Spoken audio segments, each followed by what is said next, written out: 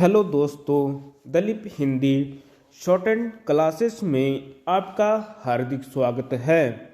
दोस्तों, आज की डिक्टेशन आनंद आशुलिपि मासिक पत्रिका से बोली जाएगी। इस डिक्टेशन की गति 100 शब्द प्रति मिनट होगी। डिक्टेशन स्टार्ट करते हैं 5 सेकंड बाद। महोदय, विकास एक सतत प्रक्रिया है। इस प्रक्रिया का निर्माण करना किसी भी सरकार के लिए आवश्यक है, पर पिछले कई दशकों से इस दिशा में हो रहे प्रयत्न से लगता है कि हम किन्हीं गंभीर संकटों के दलदल में फंस गए हैं। यदि विकास की सहज प्रक्रिया में जन जन का सहयोग न हो तो वे प्रयत्न एक ऐसी मानसिकता को जन्म दे सकते हैं जिससे व्यक्ति केवल भ्रमित एक अकर्मण्य होकर रह जाएगा। यह विडंबना ही है कि गरीबी उन्मूलन के अनेक कार्यक्रमों के बावजूद गांवों में गरीबी की समस्या से निपटने में कोई विशेष सफलता नहीं मिल पाई है। इसीलिए इस दिशा में एक नई पहल की आवश्यकता है। इस आवश्यकता के अंतर्गत संविधान में 73वां संशोधन किया गया। 1979 में सोचे गए पंचायती राज बिल के संशोधन के प्रस्ताव को 1993 में राष्ट्रपति की स्वीकृति के बाद 24 अप्रैल 1993 को लागू किया गया। विश्वास किया जा सकता है कि इस संवैधानिक प्रक्रिया से जनतांत्रिक ढांचे में अवश्य ही एक नई दृढ़ता आएगी और पंचायतों को कथित झूठे आरोपों के बल पर अब निलंबित या भंग नहीं किया जा सकेगा। वास्तव में यह संवैधानिक परिवर्तन आशा की एक सुखद किरण जैसा है। अर्थशास्त्रियों का कहना है कि योजनाएं सारे राष्ट्र के सम्मिलित प्रयत्नों से बनती हैं। देशवासी पहले योजनाओं के निर्माण और बाद में उसको व्यवहारिक बनाने में जितना अधिक हिस्सा लेंगे, उतनी ही रचनात्मक हमारी योजनाएं होंगी। सरकार ने भी इस तथ्य को नकारा नहीं है कि योजनाओं का गठन स्थानीय आधार पर किया जाना चाहिए और इसीलिए पंचायती राज संस्थाओं को एक सीमा तक योजनाओं के निर्माण एवं उनके क्रियान्वयन संबंधी अधिकार प्रदान किए हैं। आज स्थिति यह है कि ग्राम पंचायतें गांवों के नियोजन व विकास की योजनाएं पंचायत समितियों को भेजती हैं। पंचायत समितियां अपने क्षेत्र की पंचायतों द्वारा प्रेषित योजनाओं को संकलित करके जिला परिषद को भेजती हैं, जिन्हें आवश्यक काट छांट के बाद में संयुक्त रूप में राज्य योजना विभाग को सौंपा जाता है और पंचायत राज संस्थाएं अपने अपने स्तरों पर अपना क्रियान्वयन में सहयोग देती हैं।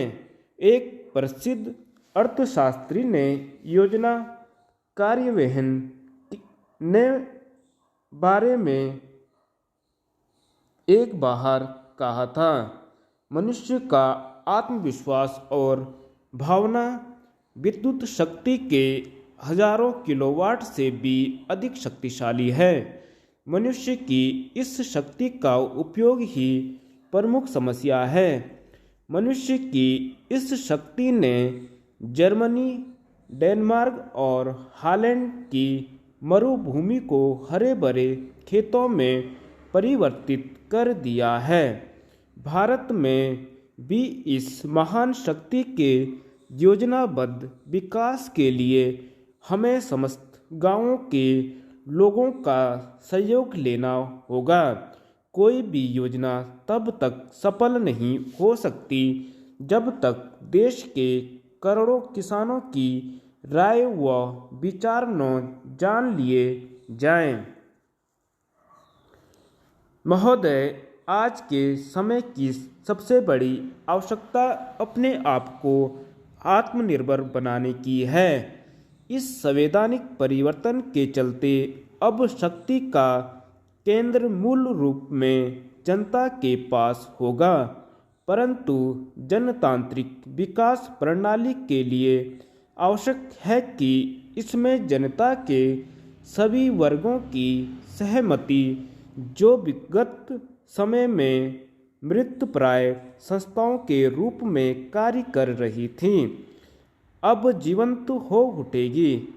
आशा है कि वे ऐसी लाभप्रद योजनाओं को कार्यान्वित कर सकेगी जिनसे ग्रामीण समाज के सभी वर्गों को लाभ मिले।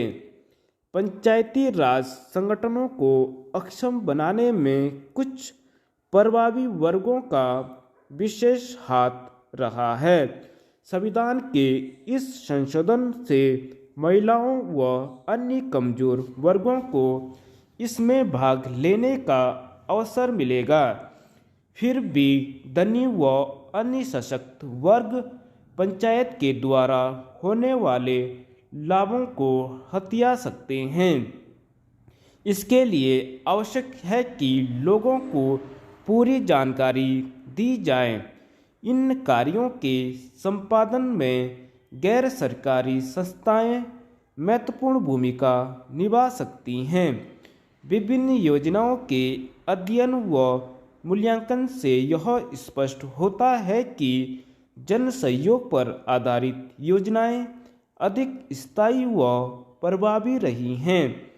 पंचायती राज में विकेंद्रीकृत योजनाओं को बनाते समय कुछ मूलभूत राष्ट्रीय राज्य स्तरीय सिद्धांतों पर ध्यान देना आवश्यक होता है, जैसे विकास की अवधारणा सामाजिक न्याय के साथ की जाए, रोजगार सृजन को ग्रामीण विकास में प्राथमिकता मिले, न्यूनतम आवश्यकताओं की पूर्ति तथा गरीबों के हितों की रक्षा हो सके।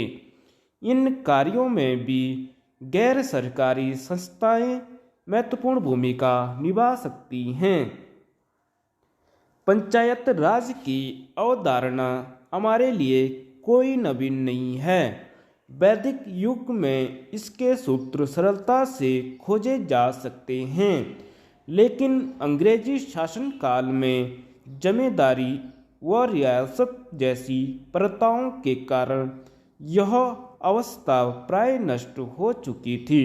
हालांकि आंदोलनों के दौरान गांधी जी को अनुभव हुआ कि बिना पंचायत राज के देश में कृषि और कृषकों का विकास नहीं हो सकेगा। उन्हें यह भी लगा कि स्वतंत्रता मिलने के बाद बिना पंचायत राज स्थापित किए वास्तविक लोकतंत्र की स्थापना भी नहीं हो सकेगी। लेकिन दुर्भाग्यवश पंचायत राज लागू करने की व्यवस्थाएं और कानून इतने लचर रहे कि पूरी कल्पना निरर्थक और बेजान बन गई। 73वें संशोधन की मूल भावना विशेषकर ग्रामीणों को अधिकाधिक अधिकार देना है, ताकि वे अपने भविष्य का स्वयं निर्धारण कर सकें। महिलाओं, अनुसूचित जातियों, जनजातियों की प्रत्यक्ष भागीदारी बढ़े। इसके लिए महिलाओं को सभी स्तरों पर कुल सीटों का 1/3 और अनुसूचित जाति जनजाति को प्रत्येक स्तर पर उसकी जनसंख्या के अनुपात में आरक्षण दिया गया है। व्यवस्था को त्रिस्तरीय बनाया गया है, जिसमें ग्राम, ब्लॉक व जिला ही स्तरों पर प्रत्यक्ष रूप से चुनी गई संस्थाएं कार्य करेगी। 2001 के आंकड़ों के अनुसार देश में कुल 2,21,974 ग्राम पंचायतें, 5,390 मध्यवर्ती पंचायतें और 386 जिला परिषदें थीं, जो नए अधिनियम के कारण बढ़कर 5 लाख हो जाएगी। अब इनके चुनाव का नियमित और चुनाव को अनिवार्य बना दिया गया है। धन्यवाद।